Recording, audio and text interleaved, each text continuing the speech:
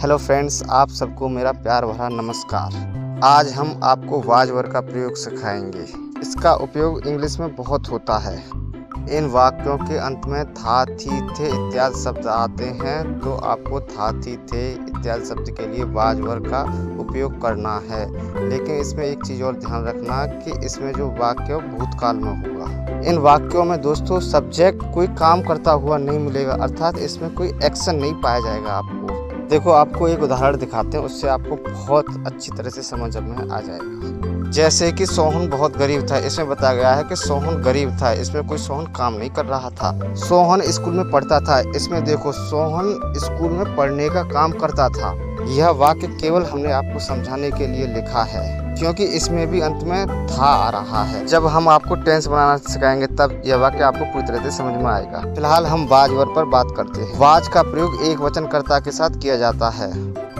जैसे कि सोहन एक गरीब छात्र था। Sohan was a poor student. वह मेरा दोस्त था।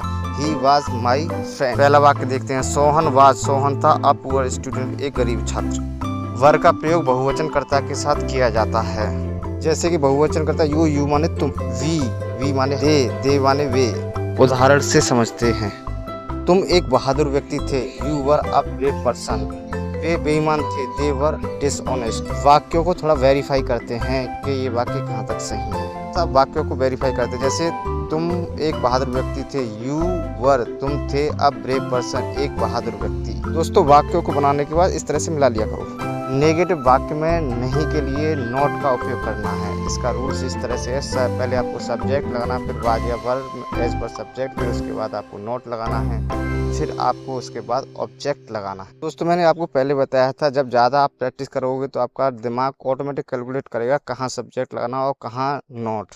जैसे कि वह हमारे ऑफिस में कंप्यूटर चालक नहीं था। He was not a computer operator in our office.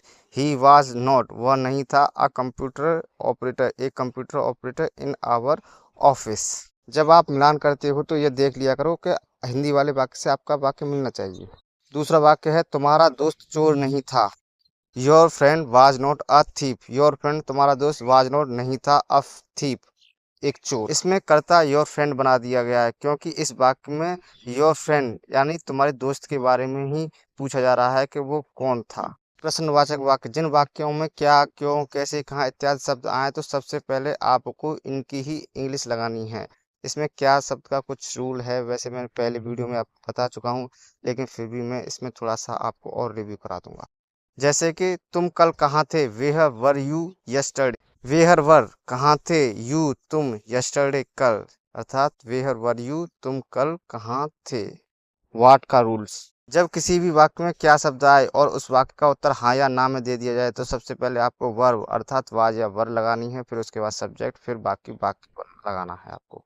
दोस्तों, हमेशा आप ध्यान रखना, जब भी किसी क्वेश्चन वर्ड में क्या शब्द आए और उसका उत्तर आप हाँ या ना में दे दो तो सबसे पहले आपको क्रिया ही लगानी है, चाहे वो क्रिया इज आर एम हो, चाहे वो वाज वर्ब हो, जो भी हो, है ना। देखो, आपको उदाहरण से समझाते हैं। देखो, ध्यान रखना, इंग्लिश में ना उदाहरण से अच्छा समझ में आता है। जैसे कि तुम 1980 में क्या थे। इसका उत्तर आप यस और नो में नहीं दे सकते, आपको बताना पड़ेगा कि 1980 में आप क्या थे। मान लो बैंक के मैनेजर थे या फिर कुछ भी हो, तो वाक्य बनेगा व्हाट वर यू इन 1980। दूसरा वाक्य है, क्या तुम 1981 में एक बैंक के मैनेजर थे। तो आप इसका आसानी से उत्तर हाँ या ना में दे सकते हो, तो वाक्य बनेगा were you a bank manager in 1981। और उसके बाद आप कहते हो हाँ, यस। दोस्तों, नियमों को देखकर परेशान मत होना, आप अच्छी तरह से समझ जाओगे इंग्लिश। और कुछ एग्जाम्पल देखते हैं। क्या वह चालाक था। Was he clever. दूसरा है, क्या वह चालाक व्यक्ति था, या फिर इसे हम ऐसे भी कह सकते हैं, क्या वह एक चालाक व्यक्ति था। Was he a clever person. दोस्तों, मैं आपको एक बार फिर याद दिलाना चाहूंगा कि जो आर्टिकल ए और एन है वो उसका हमेशा सेंस एक का अर्थ निकलता है। So friends, like and subscribe my YouTube channel. So goodbye and take care. Next video में हम आपकी वाज वर्ड की प्रैक्टिस करा देंगे।